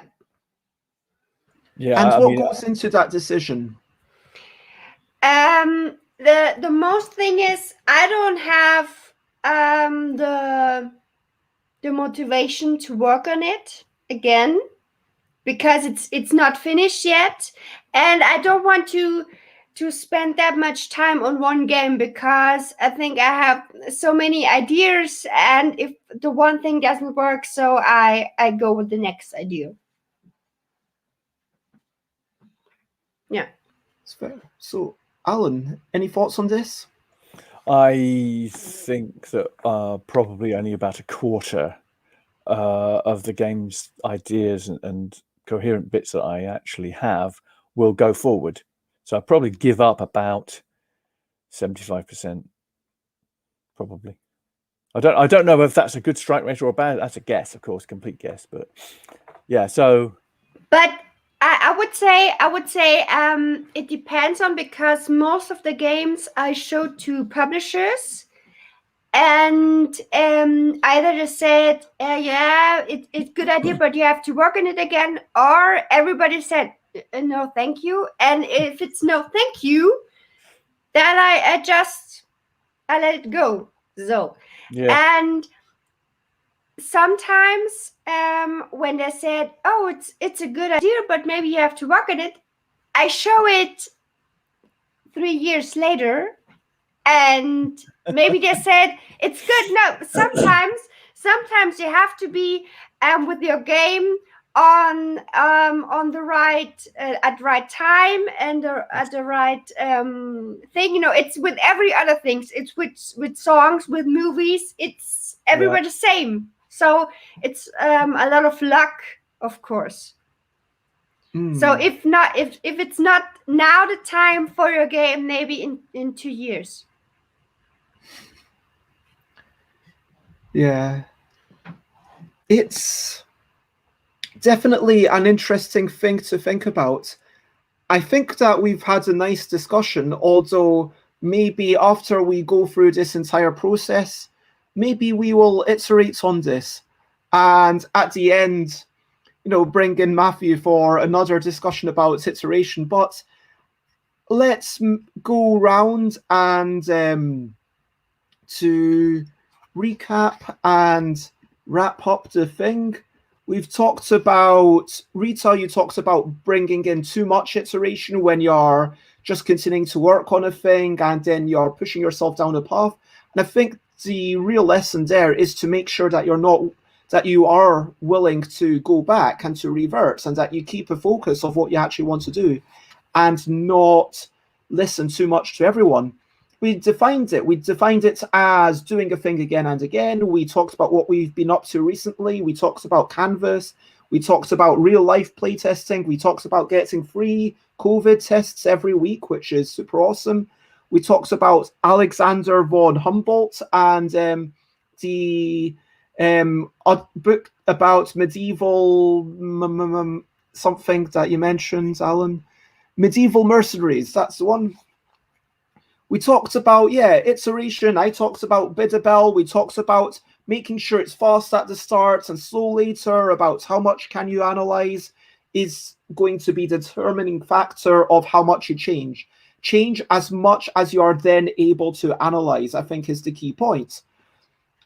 Iteration repetition legitimizes. That's what I should have written. Repetition legitimizes, as Alex so clearly illustrated. Tell folk what you're looking for. Just show it to publishers for the ultimate feedback, suggests Rita. Talked about writing design briefs and doing some sorts of design by brief, but being flexible in that, which sometimes if you're being commissioned, that can be problematic. I have myself got a little bit of experience with this, with working with Sarah Jury in collaboration with King's College London, where King's College London paid us to make a thing before we had basically written anything. And it was the typical thing of, I want to say, I think it was like 40% or 60% up front and the remainder after the project was meant to be completed. But yeah, you want to make sure that whatever, if you're working with a professional client, make sure that it's something that you can actually deliver, that there's enough vagueness to account for the shift that's going to happen during the iteration of the pondering these ideas. I mean, iteration, it's all about changing in a given direction and having that vision in mind. Don't get swayed by all feedback. We talked a wee bit about design versus development. We talked about being flexible. We talked about being willing to revert. We talked about not getting too attached. And that was pretty much what we talked about. Oh yes, and we talked about Rita showing a game to someone and maybe the publisher is, oh, it's good, and maybe Rita just shows the exact same game a few years later. I'm not sure what truth there, but I'm sure that's a wee bit of an exaggeration. And there is a bit of privilege for sure once you've got one successful game. But maybe sometimes the game is too new and needs the parts to be a bit more familiar to the wider market. Yeah. But Is there anything else that you would like to say at this point? Rita? Don't give up. As hard as it sounds, this is a very hard job. I didn't thought that before, but this could be very hard. And don't give up. You're not alone. You're not alone. I would say that don't give up on designing games, don't give up on the general action, but you can give up on particular ideas. You can give up on... That's right. You have, like, some ideas are just not working for a particular project. Some ideas in a certain context are just wrong. So, yeah. But there you go. Alan, what's your final closing words, if you have any? We've been talking about a closed loop control system, believe it or not. Possibly a control loop control system with some noise in it as well, which is quite an interesting one. Is this something you're reading on Wikipedia? Well, I used to do a lot of systems thinking stuff, so control systems are quite important in systems thinking, because it's all about thinking in advance of what you're trying to do, playing that in your head, and then seeing what the feedback is like and changing the system in reaction to that feedback, which is what we've been doing here. So, but if anybody wants a more diagrammatic approach, look at control systems, and it gives you some kind of diagrammatic view of it, which is nice. Well, so Bez, if you're writing a book about game design, you could always put a closed loop control system diagram in there to give it a bit of an academic slant, you see. Even if it's just to critique it, that'd be nice. And you could put up. I think you should put a cat in it, and the cat becomes your noise in the system, you see. There you go. I hate to think what a closed loop control system with a cat in it would actually look like. It might be quite interesting. Yeah, it's worth a go. Now, if people want to find us, let's start with Rita. Where do you like to be found? On Instagram, of course, Rita on Fire or Rita Modl, and there is a new podcast series online on YouTube or Spotify and so on. Spielen aufs Ohr is the podcast called. So it's a board game community special this time. So I will be. Wait a minute. Why is that not changing? That's weird. Okay, I've got the link for Spielen aufs Ohr on podigy.io. Yeah. So thank you. There we go. Yeah, thank you. And Alan, where do you like to be found? Alan at alanpaull.co.uk or Alan at surprisetechgames.co.uk, or I'm Bentham Fish on Twitter and various other places. And if you want to find me, I am Stuff by Bears pretty much everywhere.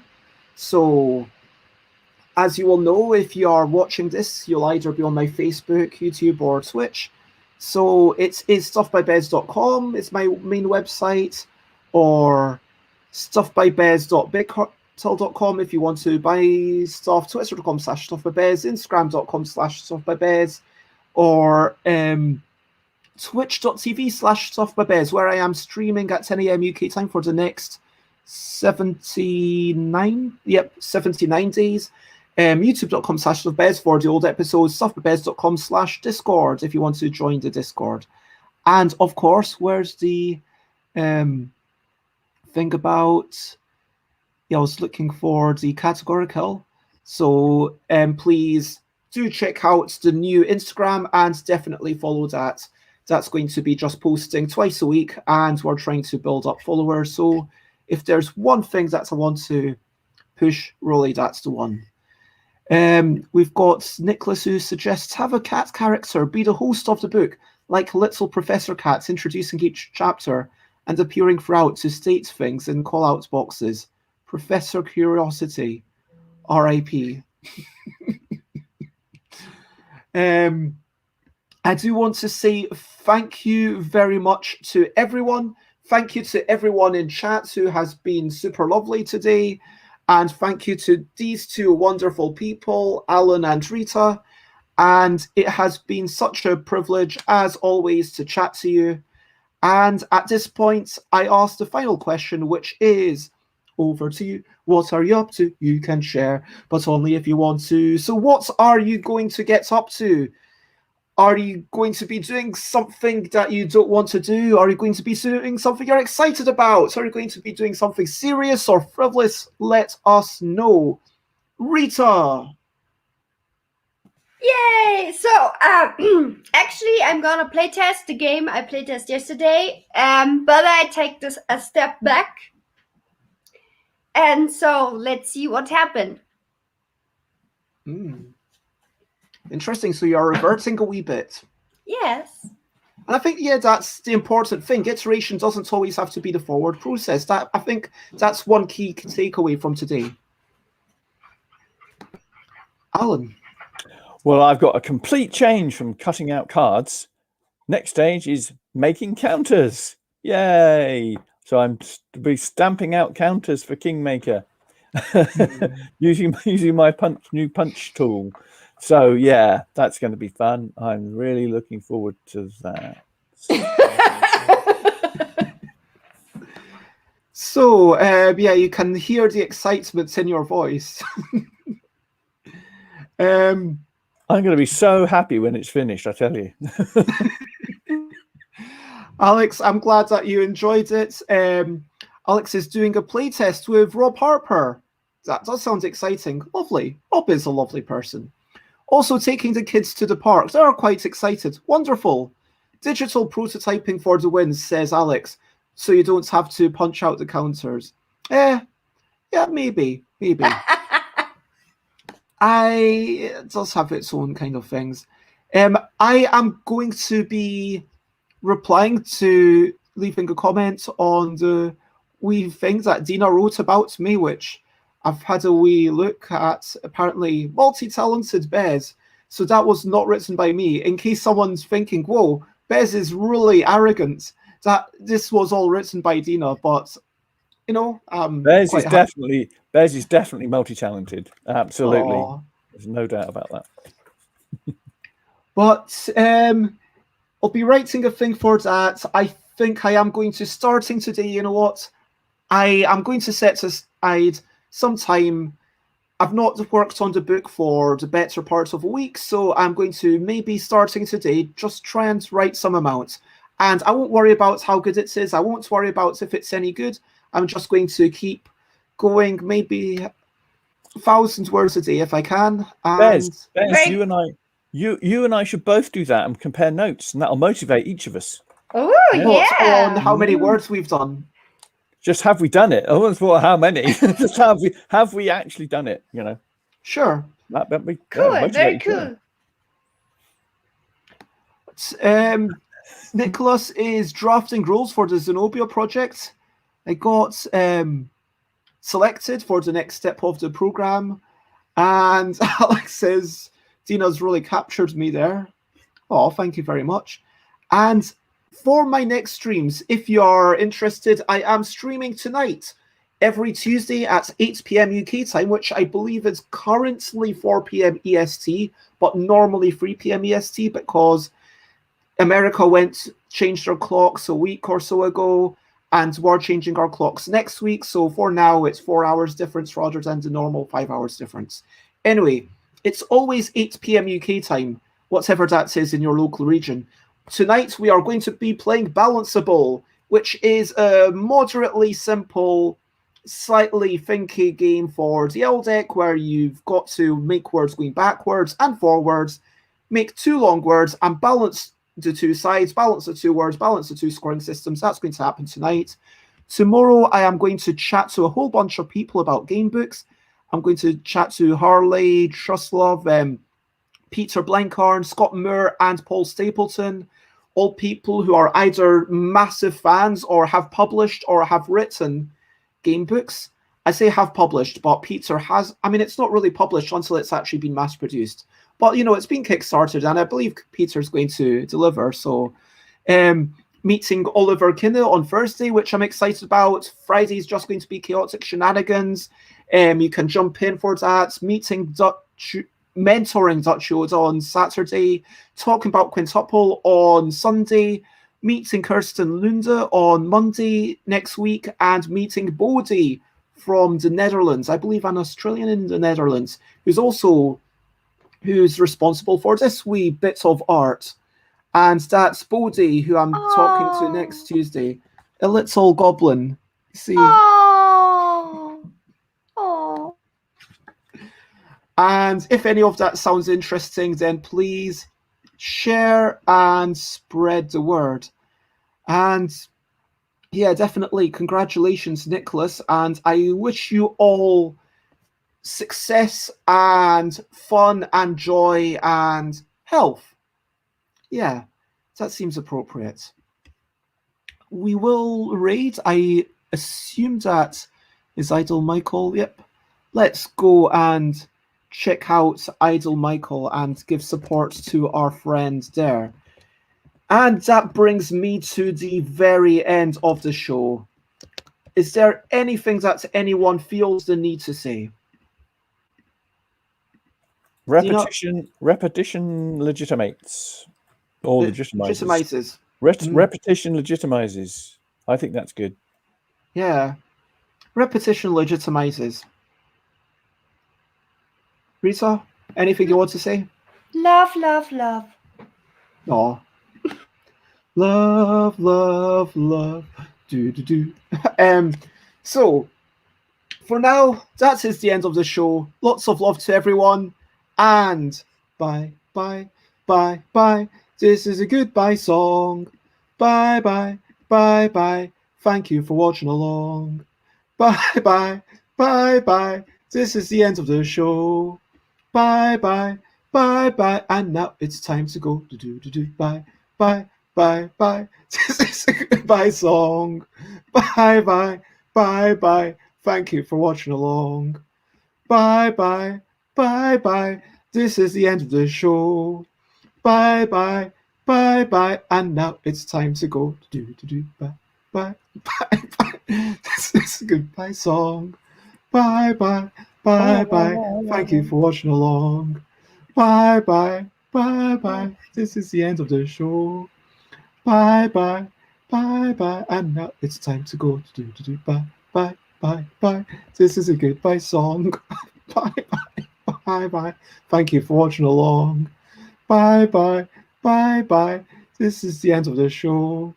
Bye, bye, bye, bye. And now it's time to go. Bye, bye, bye, bye. This is a goodbye song. Bye, bye, bye, bye. Thank you for watching along.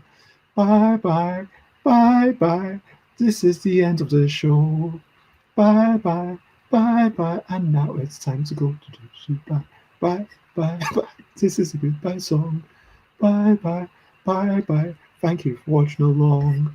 Bye, bye, bye, bye. This is the end of the show. Bye, bye, bye, bye. And now it's time to go. Bye, bye, bye, bye. This is a goodbye song. Bye, bye, bye, bye. Thank you for watching along. Bye, bye, bye, bye. This is the end of the show. Bye, bye, bye, bye. And now it's time to go.